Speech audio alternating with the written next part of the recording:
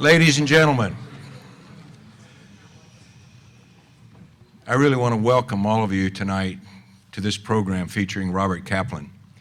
And in a minute, I'll introduce the moderator for the program tonight, General Joe Hoar.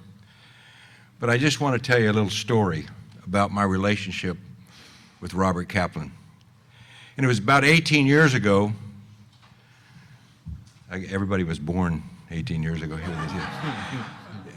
I had come back from a tour in Korea, and I was working on budget issues for the Defense Department on the kind of military that we were trying to create in 1994. And I was concerned that we were really recreating the kind of military that we had, but the war that I forecast at that time didn't look like Desert Storm or the Fulda Gap. And I read this article in the Atlantic Monthly magazine called The Coming Anarchy. I said, this has got to be the most fascinating article I've ever read about our future. And I looked, and the author was Robert D. Kaplan. And I said, who is this guy? And so I searched and tracked him down. I said he lived in Washington, D.C. area. He lived actually in Bethesda. And I was able to contact him, and a good friend of mine, Paul Van Riper, we joined him for dinner in downtown Washington, D.C. We drank a couple of bottles of wine that night and listened to this man talk.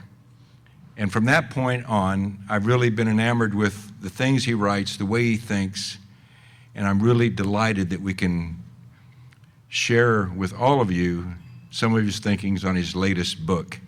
With that, if I could introduce our moderator for tonight, the vice chairman of our board, and a great Marine, former commander-in-chief of the U.S. Central Command, General Joe Hoar. General Hoar.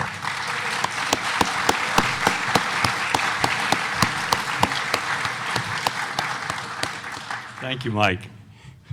As always, it's a delight to be a part of this program.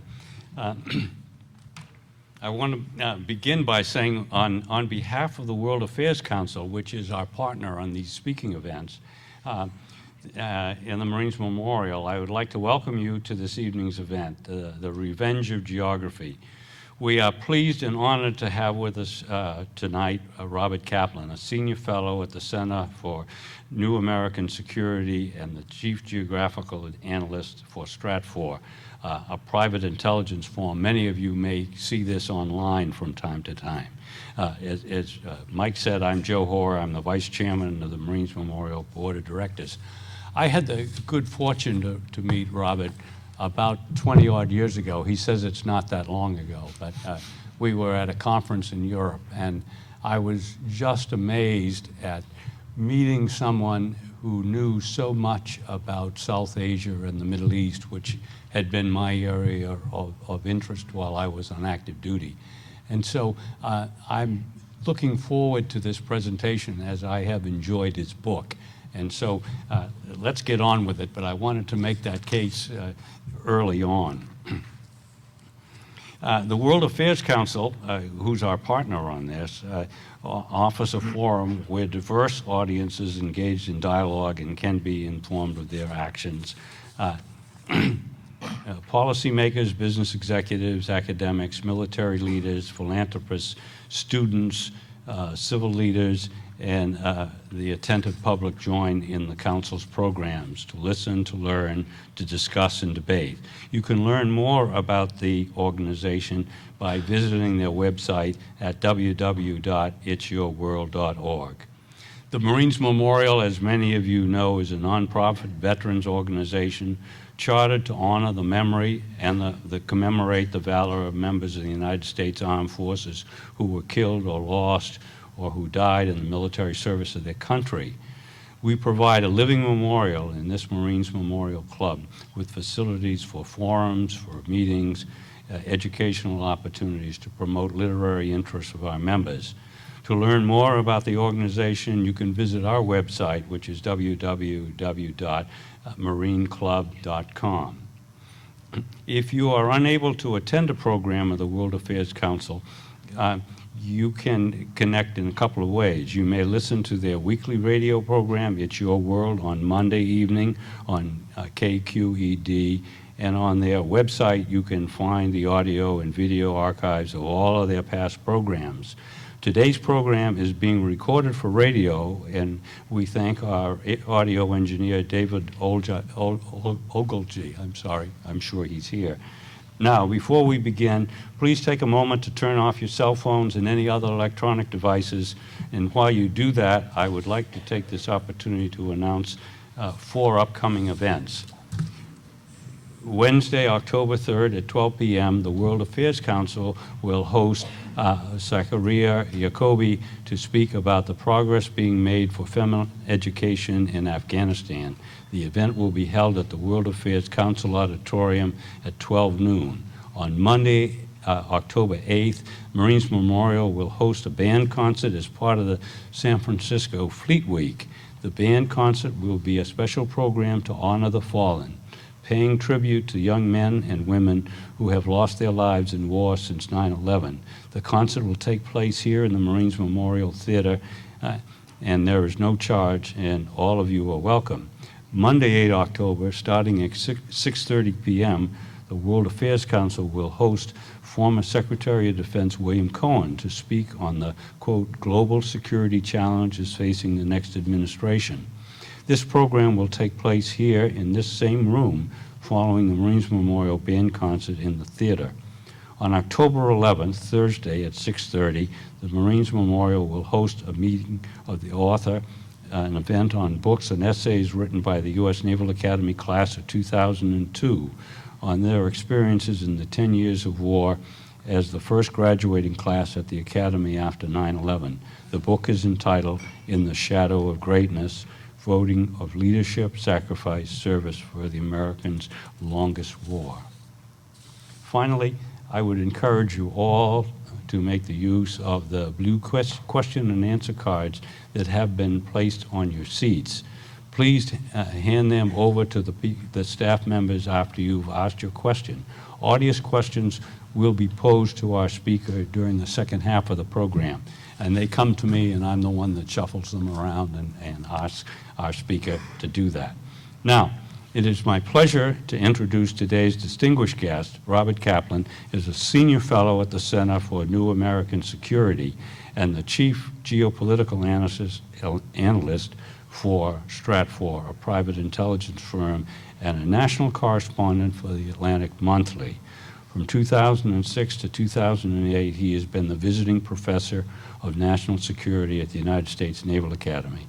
Mr. Kaplan is a best-selling author of 14 books on international affairs and travel, and his essays have appeared on editorial pages of the New York Times, Wall Street Journal, and Washington Post. He is a recipient of the 2001 Greenway Winship Award for Excellence in International Reporting, and in 2002 received the State Department's Distinguished Public Service Award. He joins us this evening to discuss the increasing importance of geography in determining international relations and conflicts. The title of his latest book, The Revenge of Geography, What the Map Tells Us About Coming Conflicts and the Battle Against Fate. Ladies and gentlemen, please join me in welcoming Robert Kaplan.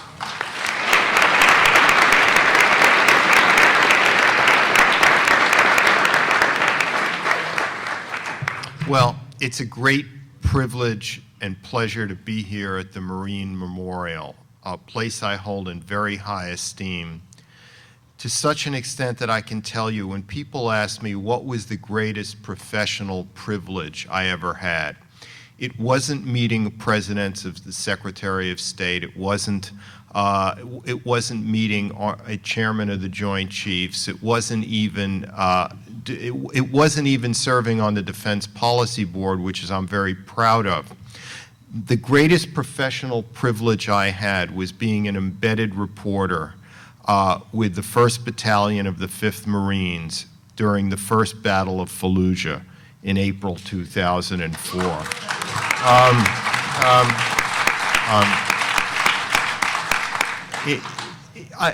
I saw something both classical and ancient and modern. In other words, true warriors who ran into the bullets rather than away from them, and at the same time cried when a civilian was hit by the enemy. And nothing impressed me so much as the fortitude and just how 18 to 24-year-olds had the maturity of 60-year-olds. And that's what really struck me and moved me. Now, to get to what I'm discussing tonight, let me start off with the 1755 Lisbon earthquake, which destroyed completely the Portuguese capital. After the earthquake, sometime afterwards, the French philosopher Voltaire was reputed to have said that he was opposed to the earthquake. He was morally opposed to the earthquake.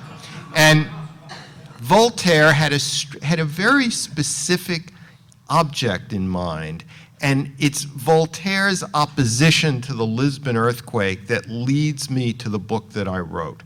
Because Voltaire's opposition was based on the fact that humanity should never give in to vast impersonal physical forces. That there was such a thing as human agency of overcoming the forces of geography and economics and others. That men and women had a responsibility before history to take actions which could lead to better or worse outcomes. And to just give up and say it's a matter of fate or geography or economics was the coward's way out. The problem with that is that it's something we should all aspire to, but policymakers, military commanders, and others have to live with facts. They have to live with the material at hand. They have to live with the fact that Taiwan is 100 miles off the coast of China, not 20 miles, like the width of the English Channel. And had it been 20 miles, the mainland probably would have conquered Taiwan back in the late 40s or the early or 1950s. Policymakers have to live with the fact that they cannot change, that as long as Africa's coastline is, it still has fewer natural harbors and protected harbors than just the northeast coast of the United States. Policymakers have to live with the fact that the Carpathian Mountains still matter. They still divide Habsburg and Prussian Europe from the Ottoman Turkish Balkan Europe. And that means two different patterns of development, two different histories that matter today even in this currency crisis. We may live in a jet and information age where YouTube video could travel at the speed of light. And it's tempting to say that geography doesn't matter anymore, but the Hindu Kush is still a very important force in Afghanistan, separating the Pashtuns from the Tajiks and the Uzbeks. The Iraqi desert is still a very important force, something with its waterless clear skies in the winter, enabling air combat, and at the same time, the mountains of Kurdistan allowing the Kurds a semblance of independence from the Mesopotamian Arabs down in the plains. These things matter. So what to do? How do you solve the conundrum, Voltaire's conundrum of not accepting the earthquake and at the same time accepting that these things matter? There's a great English professor of European history, Norman Davies, who said that history is made up of three things. It's made up of accident, of human agency, and of vast impersonal forces. Raymond Aron, the great French philosopher of the early and mid-20th century, said he believed in the truth of probabilistic determinism, which is fancy academic language for a modest acceptance of fate, but only a modest acceptance, meaning that, yes, there are things like physical boundaries that that do create limits and which you better respect, or else you will overstretch your country's resources and get into serious difficulties that your citizenry may never forgive you for. But within those broad parameters, there's enough room for policymakers to make right and wrong choices, which lead to better and worse outcomes. So that the real truth is, in order to overcome these vast impersonal forces, you first have to recognize what they are and recognize how formidable they are, because only by respecting them can you overcome them. And that's what this book is about. If you read the opinion pages, if you read the literary journals of opinion, both right and left, it doesn't matter, you will see every writer is concerned with what we can do, with what we should do. This book takes the other side of reality. It accepts those opinion pages, both right and left. But this book is about what they're not dealing with, which is what we cannot do. Constraints. All foreign policy problems and challenges start with constraints. Once you recognize the constraints upon you, it's possible to forge a reasonable, responsible policy. So I've written a book on restraints, and written a book in the way that I'm not saying geography determines reality. I'm saying that geography adds a very forceful and powerful way to look at the world that gives you a new insight into reality without contradicting the other things. It's in that spirit that I wrote the book. Let me go around the world and explain what I mean. Let's take Tunisia, where the Arab Spring began in late December of 2010. It began in a town called Sidi Bouzid by a fruit and vegetable vendor who set himself on fire to protest his poor economic circumstances. Let's take a step back. Tunisia is the country in the Arab world closest to Europe. It's like a promontory sticking out, almost touching Sicily. It's only 8 hours by slow ferry from Tunis to Trapani in Sicily. For centuries, for most of history, in other words, it was integrally related to what we now think of as Italian history. Only in the last century has it become separate. In fact, I can tell you that the southern border of Europe is not the Mediterranean, it's the Sahara Desert. Because most North African Arabs don't live in the desert. They live along the Mediterranean coast. If you look at a demographic map of Libya, Tunisia, Algeria, everyone's clustered near the coast. And they're actually part of Europe and will become much more, in fact, part of Europe now that authoritarian regimes have been toppled and the slow, circuitous march towards more modern societies developed. All right, so we have Tunisia, the most European of all Arab societies. But in the 2nd century BC, after the Roman general Scipio Africanus defeated Hannibal, he dug a demarcation ditch, a fossa regia, which started at Tabarka on Tunisia's northern coast with the Mediterranean. It went down several hundred miles. Then it went eastward and ended at Sfax on Tunisia's eastern Mediterranean coast. Everywhere north of that ditch, the Romans built roads and commerce developed and development ensued. And it wasn't just the Romans, it was the Vandals, the Byzantines, the Ottoman Turks and others, so that Tunisia today is extremely well developed within the demarcation ditch and the Mediterranean. Now, the town where that fruit and vegetable seller set himself alight in 2010 was south of that ditch. in the part of Tunisia that always suffered from unemployment, from underdevelopment, etc., so that we can say that the Arab Spring began in the most European of all Arab countries, the most easily susceptible to Western-style democracy, with few, if any, ethnic disputes, a relatively flat landscape, easy to govern. But it started in the part of that country that since Roman times was always underdeveloped. Now, that doesn't justify what happened. It doesn't completely explain it. It just adds another layer of understanding to it. And that's what geography does. Let's go to Libya. Let's compare Libya and Egypt. Egypt is an age-old cluster of civilization, like Tunisia. Tunisia, after all, is Greater Carthage. Egypt is, everyone lives within the Nile Valley. It's protected on the east and west by deserts. It's protected from invasion from the Mediterranean by the vast pan of the Nile Delta.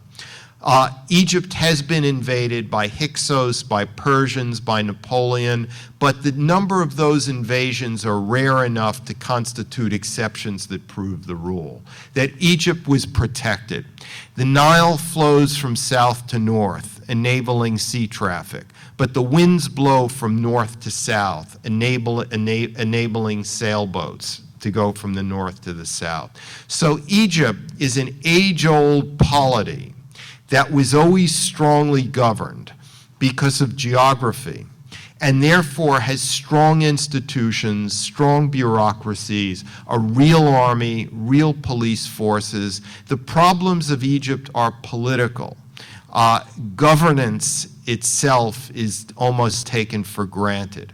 Libya is a different geography. Libya was never so much a country as a vast geographical expression. Libya only connoted that vague part of North Africa between Greater Carthage and the Nile Valley. Northwestern Libya, Tripolitania, Tripoli, was always oriented towards Carthage and Tunisia. Northeastern Libya, Cyrenaica, Benghazi, was always oriented towards Alexandria in Egypt. So that Libya was always difficult to govern because it wasn't a geographical country to begin with. So therefore, it required a very extreme form of authoritarianism to hold it together. And when that extreme form of authoritarianism collapsed last year, it led to the formation of a government that could not govern beyond Greater Tripoli. Libya has had elections, but its elected government cannot project power beyond the capital very much. Again, this is geography explains not all of this, but it explains a good deal of it. Then you have Yemen, which again is the demographic core of the Arabian Peninsula, where most of the people live. Yemen's only a quarter of the size of Saudi Arabia, but it has just as many people almost. Yemen has been a node of civilization since antiquity, but it was never united. It always had at least half a dozen kingdoms: Hadramuti, Himyarati, Sabian, and others. And the Ottoman Turks, the British, who controlled Yemen, were never able to penetrate into the center. They never had much control in the center. They governed from the coast, from the Red Sea and from the Indian Ocean coastline. Ali Abdullah Saleh, who was recently overthrown as the dictator of Yemen, held the country together barely for 30 years. Now that he is gone, it's again like Libya, it's barely a country, because it was never a country in history, divided as Yemen is by an infernal complexity of mountains and deserts. And to travel across Yemen, Yemen looks small on the map, but to travel across it takes days. The government only, even under Ali Abdullah Saleh, only controlled about 50% of it at most. So again, geography explains much about Yemen. In fact, geography explains much about the United States. Before I move on to other parts of the world, let me say something about the United States. Americans think they're exceptional. They think they're better than other people. Americans happen to live in the last resource-rich swath of the temperate zone that was settled by Europeans at the time of the Enlightenment, that has more mileage of inland waterways than the rest of the world combined, and that these waterways flow conveniently north, southeast, northwest, northwest, southeast, thus uniting the continent. America has oceans on each side. To the north is the Canadian Arctic. Just north of the border is a tenth of the population of the United States, all middle class, all living within 100 miles of the US border. America's only real geographical challenge is to the south with Mexico, and I'll get to that later in the talk. But geography, we're an exceptional people, not just because of who we are, but where we happen to live. And now let me go around the world a bit and explain this further. Europe. Europe has been reduced to a financial story, where whenever you read a story about Europe, it's about debt replacements, interest rates, forgiving loans. If you don't have a PhD in economics, you can't follow what's going on in Europe. But in fact, the European story is much larger than that. It's a geopolitical story. It's a geographical story. Look at the map of the European Union. Where are the cities located? The great cities of the European Union. The capital, Brussels. The treaty town of Maastricht. The parliament town of Strasbourg, etc. They all lie along the line of the spinal column of old world civilization that is completely synonymous with Charlemagne's empire in the 9th century. And this is no accident that the European Union, where the decisions are made, are exactly the heart of Charlemagne's empire, because this is the rich forest land, with forest clearings conveniently located where cities could take root, with very rich, lush soil, which provided for a free agriculture, for free societies to develop, opposed to the poor, stony soils of the Mediterranean that required irrigation and enabled oligarchy. At the very top in the Low Countries, you have a cluster of naturally protected harbors whose shattered coast both protects it from the Atlantic and is open to the great sea lanes of the Atlantic. It's no accident that northwestern Europe became the cockpit of history from Charlemagne's time right up to the European Union. To the east, you have Germany. And Germany has natural borders in the north with the North and Baltic Seas, and in the south with the Alps and the Carpathians. But it has no natural borders to the east and west. So that Germany's size and shape on the map kept changing throughout history. And to the south you have the Mediterranean, to the southeast you have the Balkans. In the north, you had the Prussian Empire. In the center, you had the Habsburg Austrian Catholic Empire. In the southeast, where the Balkans are, you had the poorer, less institutionally well-developed Ottoman Turkish Empire.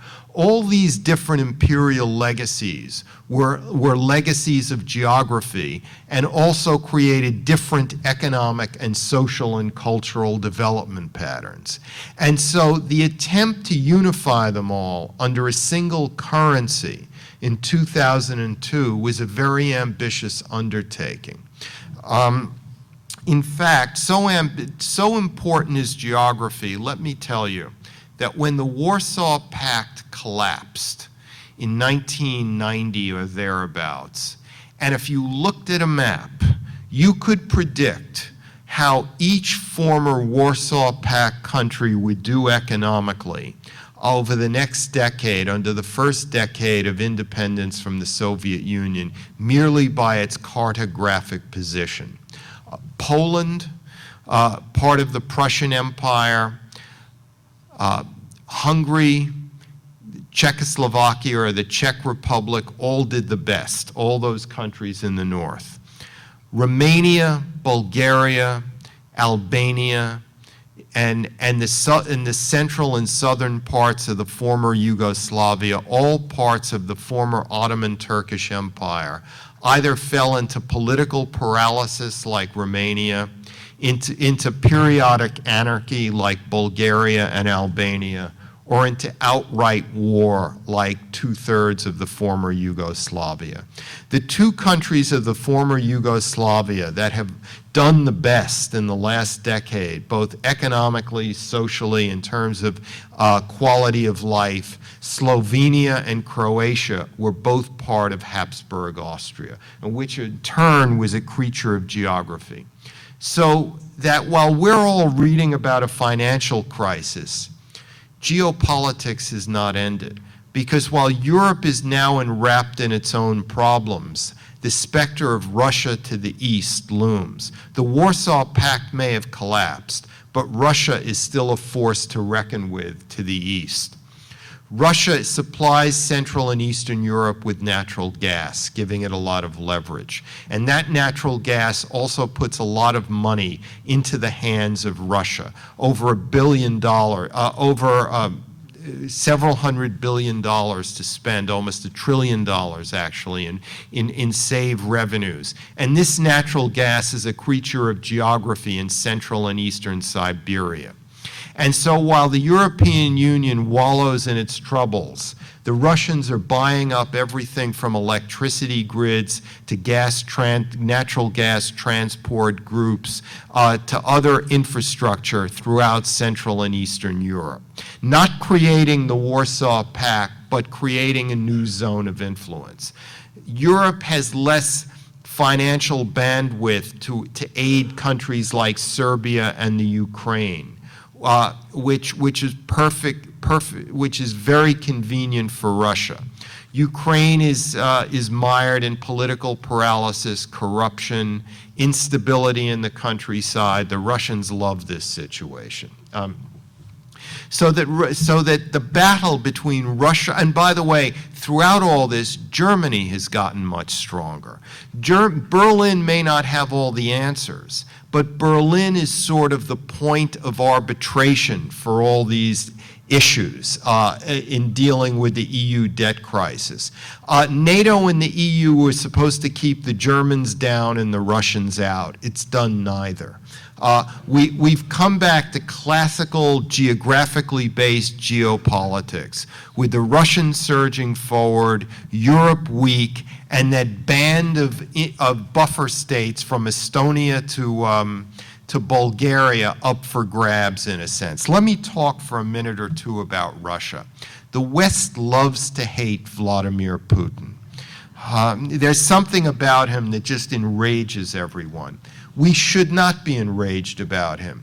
He's your normal, run-of-the-mill, autocratic Russian leader, much like the czars and the commissars before him.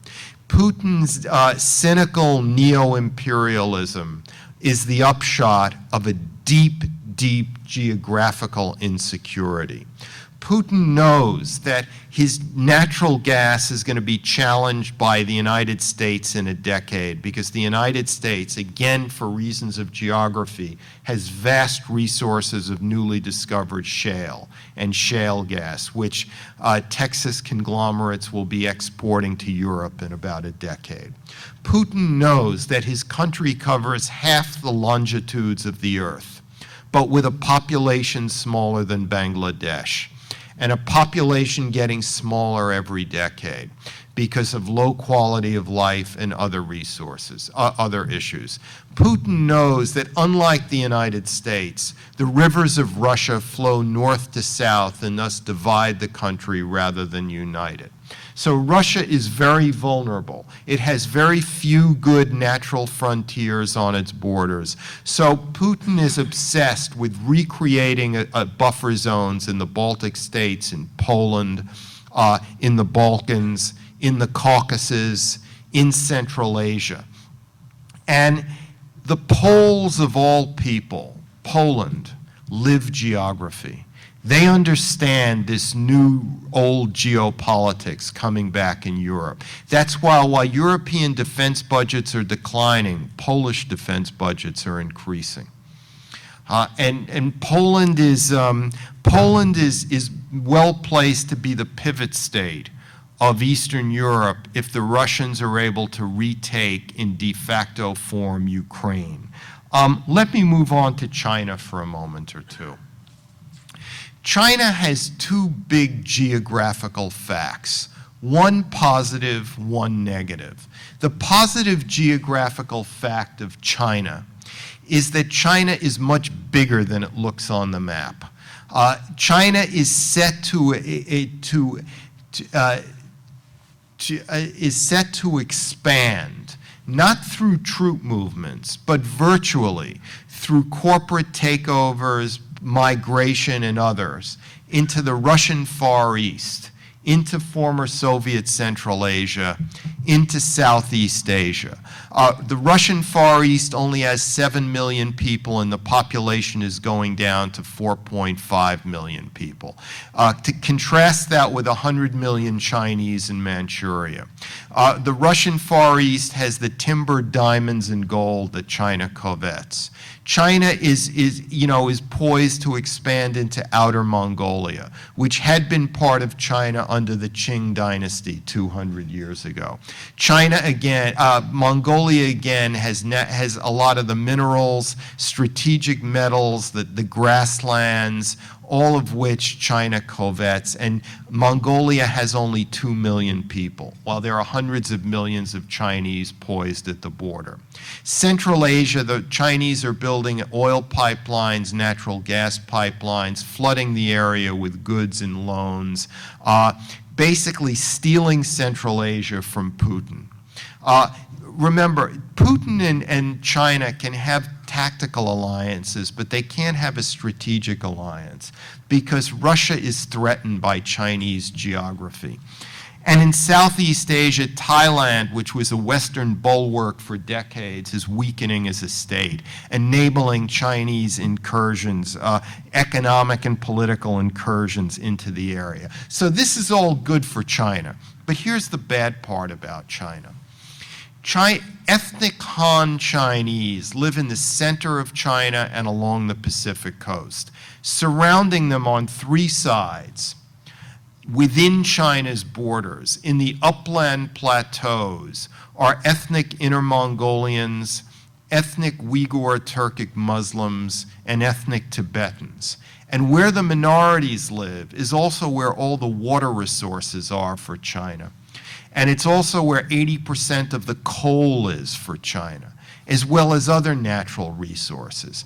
So when Americans lecture Chinese leaders about the need to democratize and open up their system, the Chinese leaders know how naive these Americans are, because the Chinese leaders understand that a more open system not only leads to more individual rights, but it leads to ethnic self-awareness and ethnic rights, so that there's probably no way China can liberalize without stirring up, ethnic nationalism in Tibet, in Xinjiang province where the Uyghur Turks live, and in Inner Mongolia. And just a word about Tibet. The Dalai Lama is a geopolitical, geographical figure. He's kind of like Pope John Paul II, who is Polish, who therefore affected European geopolitics. The Dalai Lama sits on the land, Tibet, which has all the water resources, not just for China, but for Bangladesh and Northeast India as well. It's like the water capital of the world. And the Dalai Lama is very astute, very moderate. Whoever comes after him from the Indian exile community in Tibet is probably going to become more radical. We're seeing more self-immolations by Tibetans each year. The Tibetan movement is about to fracture and become more radicalized at the same time. Tibet will be a great geopolitical issue in the future because of geography. A word about the South China Sea, the East Sea. Why are we seeing all these struggles over bare rocks in the ocean? They're not even islands, they're features, because during high tide they're underwater. What is going on here? What is going on is that finally, after decades and centuries in the case of China, Japan, Vietnam, Malaysia, the Philippines have all constituted themselves as strong states with strong bureaucracies and institutions, which for decades and centuries they were not. Vietnam was caught up with an internal war, so is Malaysia with the Huk Rebellion, so was the Philippines with its Muslim and communist rebellions, so was China with the Great Leap Forward and the Cultural Revolution. Japan was in a quasi-pacifistic shell for decades. That's all in the past now. Now we have really vibrant societies that have the possibility to develop strong navies and air forces. So they are finally projecting power outwards, and that leads to territorial disputes in the maritime sphere. These disputes are not about ideas, they're not about philosophy or ideology, they're about space on the map and about the natural resources that may lie beneath that space.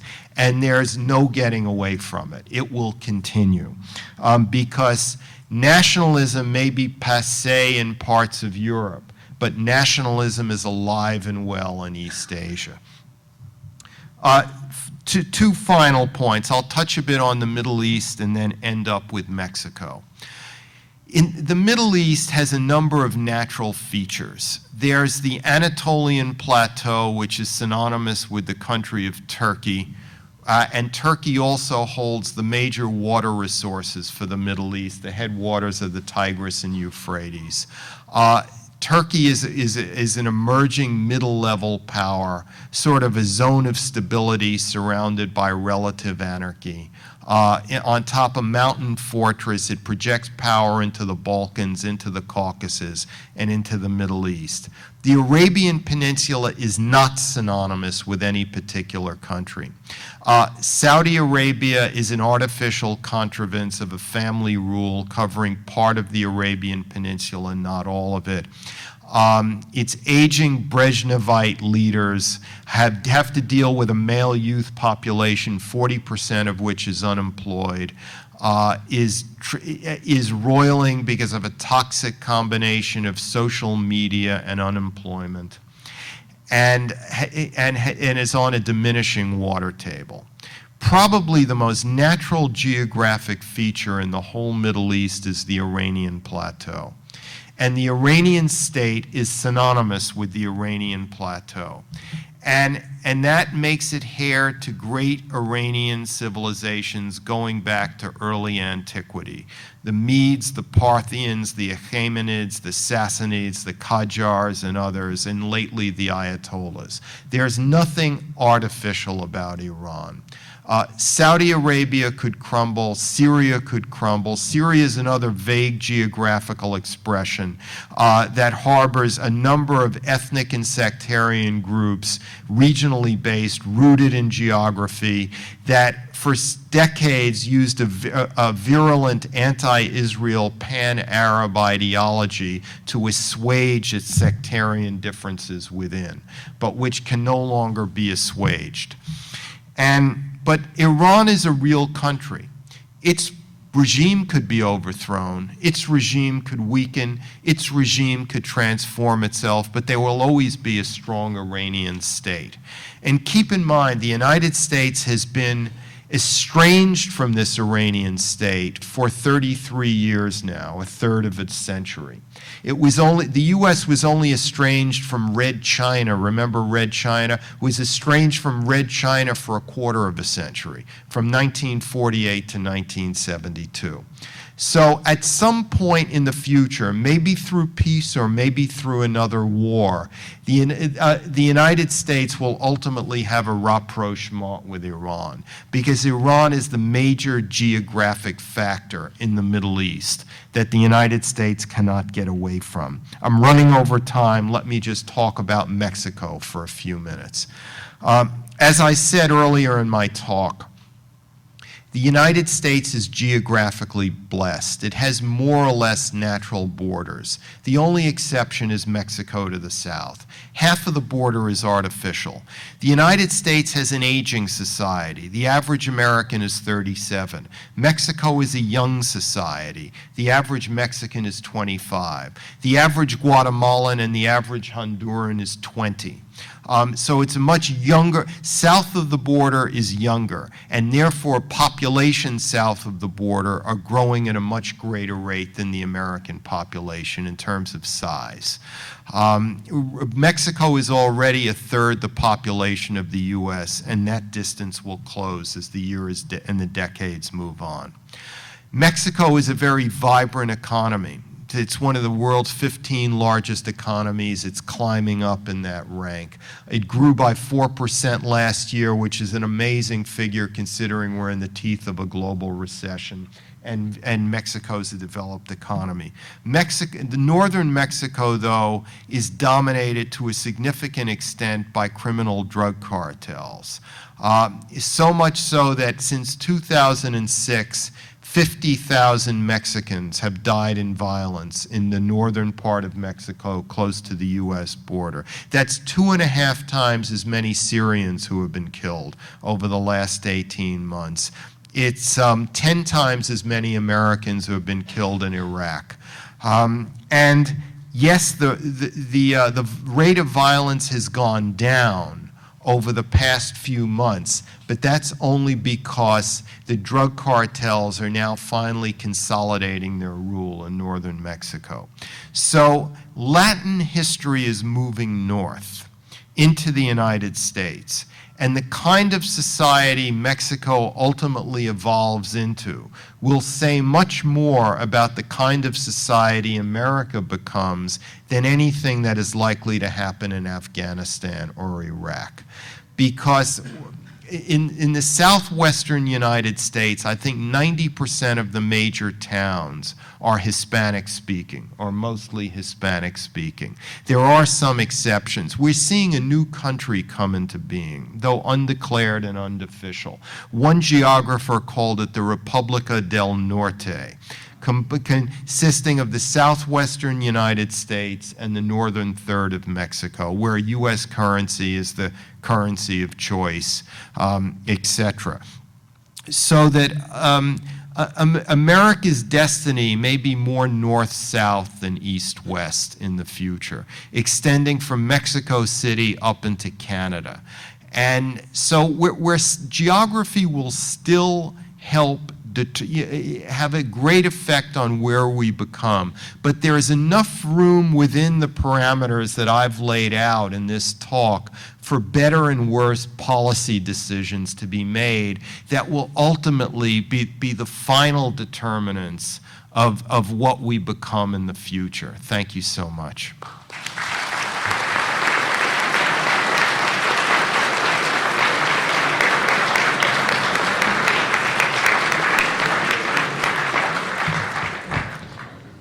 Robert, this could be a very long evening. Yeah. Should I sit down or should I stand up? Okay. Come sit down. The first question I'd like to ask is, you quote Andy Basovich, and he indicated that the money spent on Iraq and Afghanistan might have been better spent with respect to Mexico. Where was he going with that? Well, he raised it as a hypothetical. The circumstances were this. It was a panel discussion in 2009, and everyone else on the panel was going into the inside baseball of counterinsurgency in Afghanistan, Pakistan, as if these decisions were going to determine the fate of Afghanistan and Pakistan. And he came in and said, look, I'm an historian, and I'm going to take the long view of this. Let me disrupt the panel. Essentially, just as a hypothetical, what if we had never gotten involved in those countries and we had decided to help Mexico? Now, Mexico can solve its own problems. We don't determine what Mexico becomes, but we could help more than we have. And he didn't have a solution to it. He didn't have details, but it struck me as what struck me about it was this was the ultimate sort of critique of U.S. foreign policy in the first decade of the 21st century. That 100 years from now, 200 years from now, when our relationship with Spanish-speaking America is going to be far more evolved than it is today, and it's going to matter so much more than what we did in one decade in the greater Middle East. I thought it was a very it was a fundamental critique, even though that it did not deal with the choices that we had to make, because, like it or not, we were involved in Iraq, we were involved in Afghanistan, and we couldn't just leave suddenly like switching a television channel. Good, thank you. A question that I had that I thought might be interesting also is several people have asked to talk a little bit about the Israeli problem, and more specifically with respect to Israel and Iran. Okay. First of all, Israel is a small country surrounded by enemies half a world away. The United States is a big country, mainly surrounded by friends and open seas. Our geographical situations are so vastly different that our interests cannot overlap completely in every single situation. They overlap substantially for two reasons. One, Israel is a democracy and has a stable government. The other is that the U.S. has supported Israel so vigorously and for so many decades that were Israel to be fundamentally threatened, it would probably undermine America's own reputation for power in the region. But that doesn't mean that we have the same red lines. Exactly. That doesn't mean that we are as threatened by Iranian nuclear weapons as Israel is threatened by nuclear weapons. And that different degree of threat leads to different foreign policies. And it leads to policy, of fights and arguments and tensions between Washington and Tel Aviv. And that's what we're seeing now. Keep a few very unpleasant facts in mind. One is that if you imagine an Iran with only 6 or a dozen low-grade tactical nuclear weapons, several things become clear. One is that Iran is suddenly vulnerable to because it has a first strike capacity but not a second strike capacity. Israel has maybe 200 very highly technological nuclear bombs. On the other hand, Iran has strategic depth. Israel has none. Israel is clustered around the Haifa, Tel Aviv, Jerusalem urban corridor. One tactical nuclear weapon would kill a substantial amount of people and give the rest of the population high cancer rates, so that the country would have trouble going on. So Israel cannot sustain even one strike, even with a low-grade nuclear weapon. Also keep in mind, the Iranians may behave differently as a nuclear power than the United States or the Soviet Union. It's not that they're illogical or irrational. It's that their rationality is different from ours. One example, the Soviets and the Americans kept their weapons in silos in North Dakota or Siberia. So in a nuclear war, it was meant nuclear weapons hitting other nuclear weapons, so to speak. But what if the Iranians kept their dozen nukes near schools and in the middle of big cities, or mixed up among many conventional missiles, or in situations where if you attacked their nuclear weapons, you would kill large numbers of civilians? This is a different kind of logic, a different kind of rationality. I don't have complete answers to this, but I would say that it's not because Netanyahu is bad or undiplomatic. It's because Israel, frankly, has a different geographical situation than the United States, and therefore has different interests. Thank you. I found it interesting that you teamed Afghanistan and Pakistan together as a geographic entity. It seems that nobody making decisions in the last 10 years about that part of the world took that into consideration. How might you have done it differently? Well, first of all, Afghanistan and Pakistan are part of the same Indo-Islamic continuum. I've crossed the border between the two many times, never legally, because nobody else did it legally either. Tribes, trucks. Me too. Yeah. It's hard to disentangle the border because the descent from the plateau of Afghanistan down to the sea level Indus River Valley is so gradual it doesn't make for a natural border. It's as simple as that. I guess historians looking from the future, first of all, it's not written in advance that Afghanistan has to be an unstable, ungovernable country. Afghanistan was quite stable and governable throughout the middle decades of the 20th century, and I write about it in the book. Had we invaded Afghanistan in 2001, poured a lot of money and resources into it, and not gotten bogged down in Iraq, we might have been out of Afghanistan in 2006 or 2007, and it might still have descended back into rule by the Taliban, or it might not have, or we may have been in a stronger position. But it's clear that our decision makers were not able to grapple with two wars at the same time. Thank you. I think that's a common belief of those of us that have been in government, that only one problem can be handled at a time in Washington. Several of our friends tonight have been interested in access to water. That is certainly a big problem in the Asian subcontinent. What are the consequences there and elsewhere? Yes. In West Bengal in India, Bihar in India, Assam in India, Bangladesh, which is geographically East Bengal, all depend on water from Tibet. And China wants to dam up these waters. India wants to dam them up, so that Bangladesh is in danger from two ways. It's in danger of drought from the north because the water is being dammed up in India and China and is not flowing down. And it's endangered by rising sea levels from the south, which on the Indian Ocean in the Bay of Bengal, which leads to more alkalinity in the soil and kills crops. So Bangladesh is the most endangered country in this regard. Chinese and many Indian cities, Calcutta's an exception, have a real severe problem with fresh water.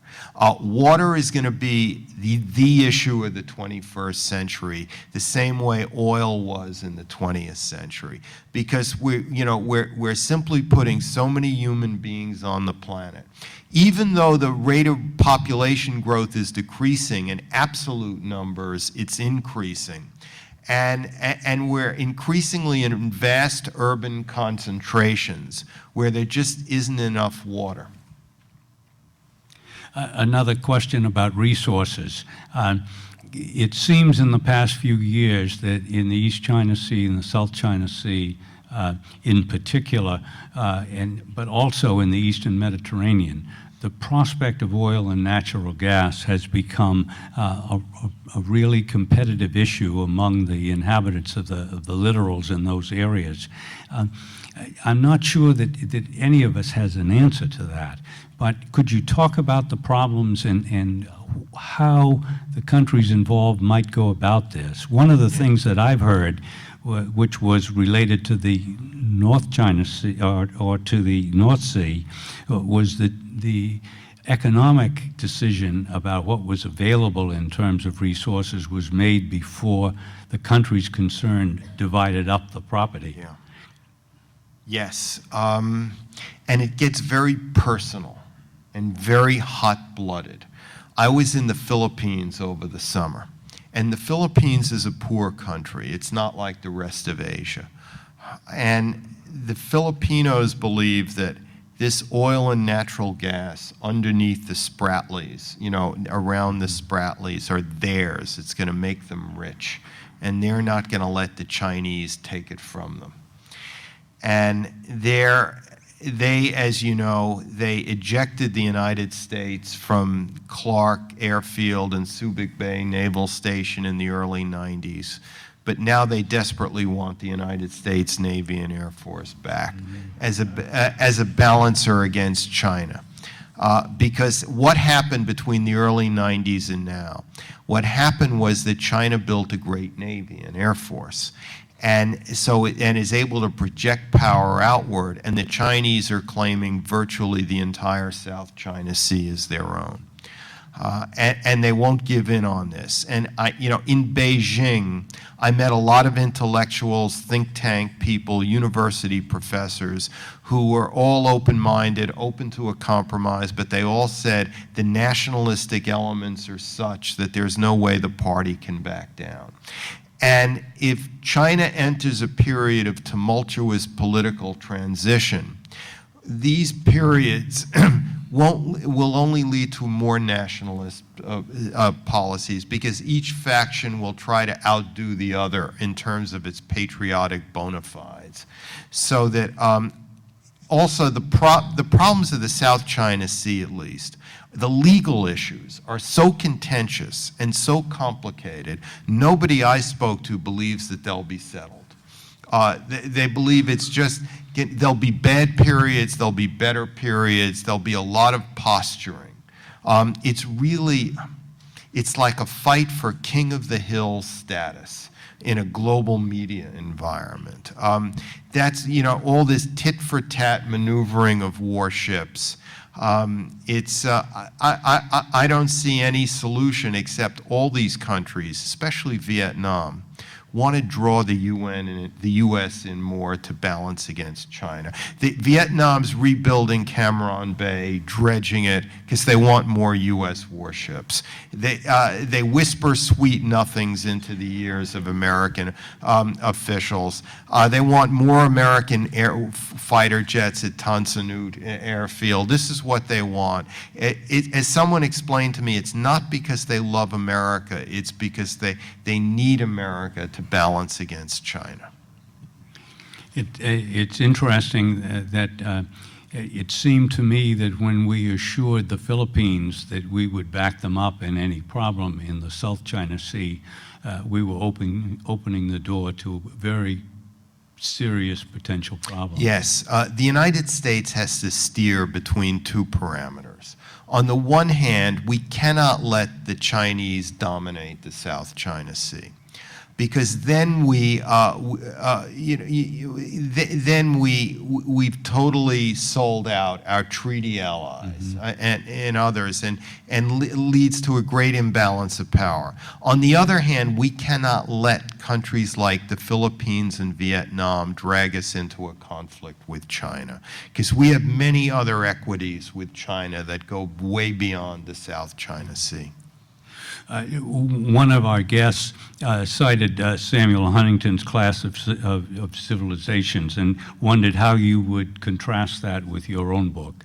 The Clash of Civilizations, it's interesting. Everyone hated the title. They hated the idea of a clash of civilizations, but that's not exactly what Huntington wrote.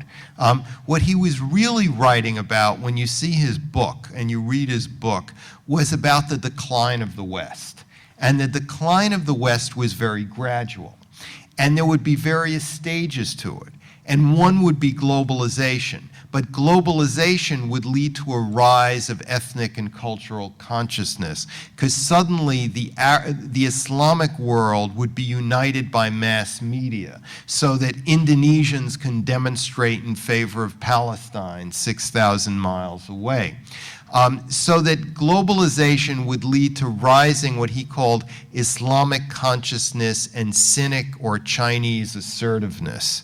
And that combined with Western arrogance would create the clash of civilizations that would be part of the demographic and economic gradual decline of the West. Considering that he wrote this in the early 1990s, he's proved remarkably clairvoyant, I would say. And it's actually a very nuanced book. I recommend that all of you to read it. I'm a great admirer of Huntington.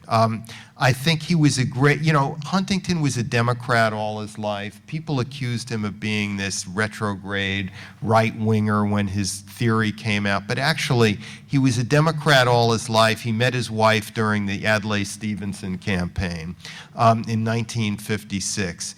And he basically believed in a kind of centrist realist foreign policy. And realism, Huntington's realism, just to end here, is never much respected except when things go wrong. When things go wrong and we realize, we respect realism because we've just experienced the demonstrable lack of it.